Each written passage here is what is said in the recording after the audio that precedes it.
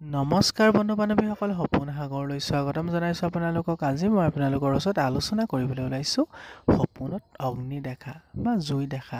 কাৰণ আমি বিভিন্ন অৱস্থাত কেতিয়াবা সপোনত জুই দেখিব পাৰোঁ, কিন্তু ইয়াৰ কি অৰ্থ হ'ব পাৰে বাৰু? সপোন শাস্ত্ৰ অনুসৰিনো ই কিহৰ সংকেত দিয়ে আমাক আহিবলগীয়া দিনকেইটাৰ বিষয়ে, তাৰ বিষয়ে আলোচনা কৰিম। সপোন শাস্ত্ৰ অনুসৰি সপোনত অগ্নি বিভিন্ন অৱস্থাত দেখাৰ ভিন ভিন অৰ্থ আছে।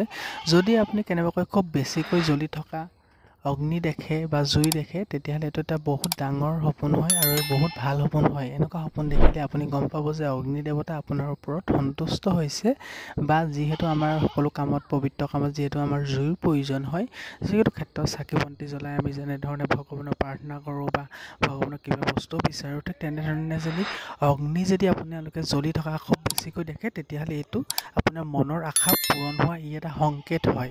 আৰু এনে অৱস্থাত যদি খুব জুইয়ে আপোনাক বেৰি ধৰা দেখে আৰু যদি আপুনি তাৰ পৰা ওলাব পৰা নাই, তেতিয়াহ'লে ই কিন্তু এটা বেয়া সংকেত হয়।